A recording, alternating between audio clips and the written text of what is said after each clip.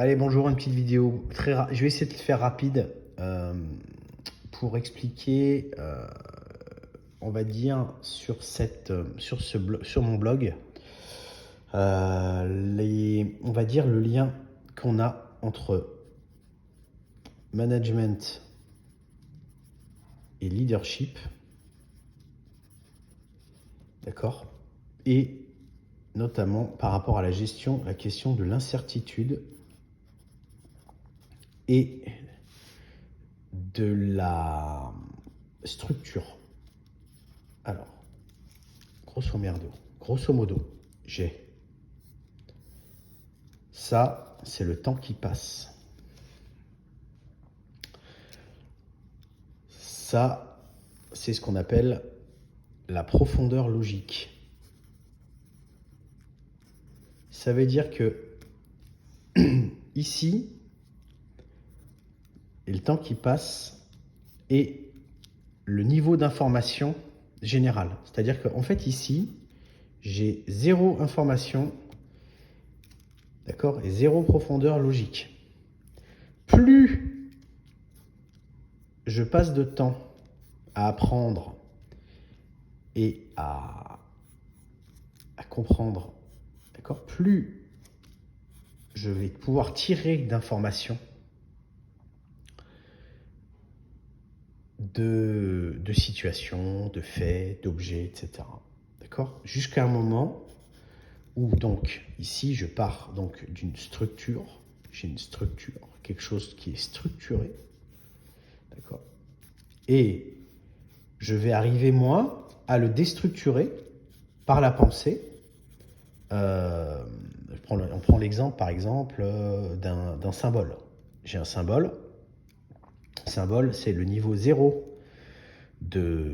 on va dire, d'information. D'accord? Dans le sens où, finalement, j'ai structuré au maximum, on appelle ça de l'exformation. D'accord? J'ai exformé, on va dire, toute l'information qui était, on pourrait dire, inutile. D'accord? Et que les personnes n'auront jamais. Sauf que, à partir du symbole, je peux, on va dire, réfléchir, me pencher dessus, avoir différentes, comment on va dire ça, différentes sensations, pensées, etc. Et je peux en tirer énormément d'informations, d'accord? Et donc, c'est entre donc peu d'informations, d'accord? Mais ici, une information de qualité. Donc l'information ici, elle est de très haute qualité. Puisqu'en fait, ça peut être une information qui a été expérimentée, ça peut être une information, par exemple, de corpus, on va dire formel, d'accord, de très haute qualité. Donc on en a peu, mais on a de la très haute qualité, c'est ce qu'on cherche à faire, par exemple, dans les formations, etc. Donc il y avoir des gens qui savent pas tout, mais dans un domaine, qui ont des informations, qui ont un savoir-faire et qui ont des choses de qualité. D'accord? Ensuite, au fur et à mesure, je vais me retrouver en fait avec peut-être des fois énormément d'informations. Et en fait, la multiplicité de l'information va faire en sorte que je vais plus y comprendre rien du tout. Donc, je vais en fait être submergé par l'information et en gros, je vais être en incertitude. D'accord? Ici, on est en totale incertitude. Je dirais même qu'ici, on est au niveau du chaos, presque. D'accord? On a quelque chose qui s'attend. Et ici, on va presque dire que l'information, ici, elle était très haute qualité, sauf qu'à ce niveau-là, l'info, elle est pourrie, elle est toxique. C'est-à-dire qu'en fait, je peux en avoir autant que je veux. Et bien en fait, je ne suis pas plus avancé que ça. On va dire que la zone, ici, de compétences, etc., elle est là. D'accord? Donc, si je veux prendre une analogie, je vais dire qu'ici, par exemple, j'ai un solide, de l'eau, c'est de la glace.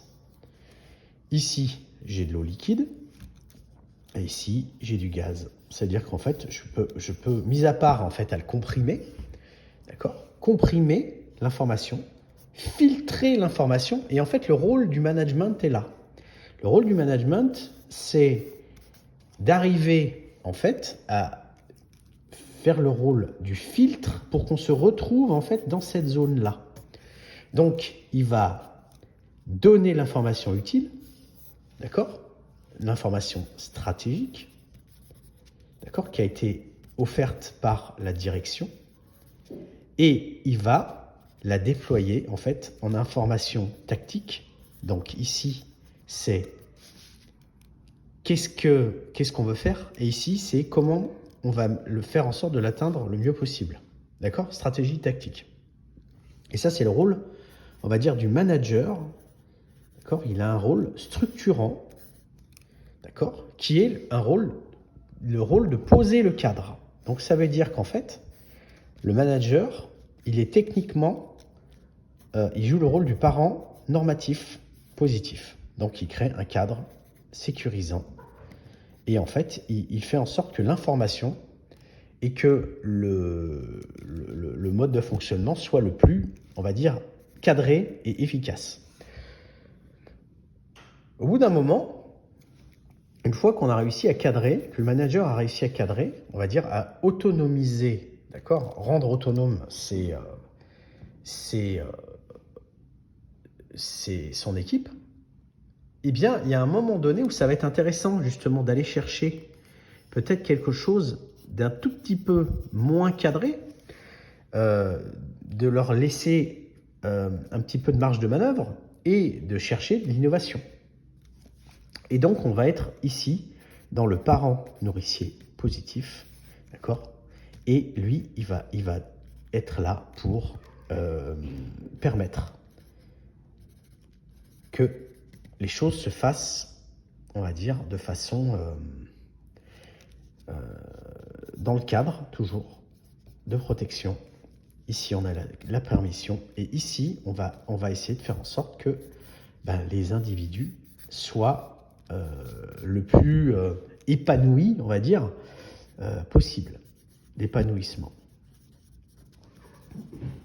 Et donc c'est pour ça qu'en fait, si vous voulez, le manager et le leader, ça peut être la même personne, mais c'est pas la même personne au même moment, et c'est pas la même personne en fonction d'une chose qui s'appelle de l'expérience, du niveau d'expérience de l'équipe, le niveau d'expérience et le niveau d'autonomie. Donc le leader, il peut être leader à partir du moment où les gens, ils ont un cadre solide, pas figé.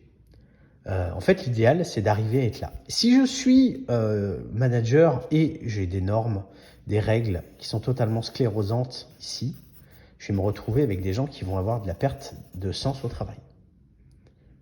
Si je suis un manager complètement bordelos, en gros, je suis un leader, mais un leader qui va laisser faire n'importe quoi, sans aucune structure, et ben, je vais me retrouver ici avec finalement des gens qui n'ont aucune vision, qui sont complètement paumés, qui ne savent pas quoi faire, et finalement qui vont pas être là du tout dans l'atteinte des objectifs. Donc voilà un petit peu cette vision que je voulais partager justement sur la notion de manager et la notion de leader.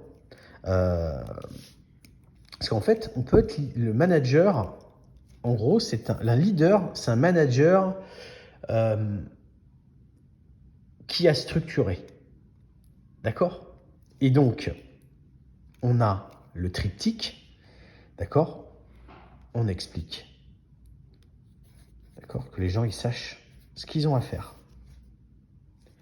Que eux, ils ont assez d'autonomie ou qu'on leur dise comment le faire. Donc, avec l'autonomie, les gens, ils savent comment faire. Et la question, c'est la question du sens. Pourquoi ils le font? D'accord? Et pourquoi ils le font? C'est quoi le but? Donc, Le manager, lui, il va structurer, d'accord, rendre intelligible ce qui est de l'ordre de la stratégie. Parce que la direction, elle n'a pas à faire de gestion. Parce qu'une direction qui fait de la gestion, en fait, elle perd son temps. Mais des managers ou des équipes qui font de la stratégie, j'allais dire, ils s'éparpillent. Donc voilà un petit peu ce que je voulais dire. Je ne sais pas, évidemment, je n'ai pas la prétention de faire le tour de cette question. Mais en tous les cas, je voulais partager avec vous cette réflexion. Et voilà. À bientôt. Allez, ciao.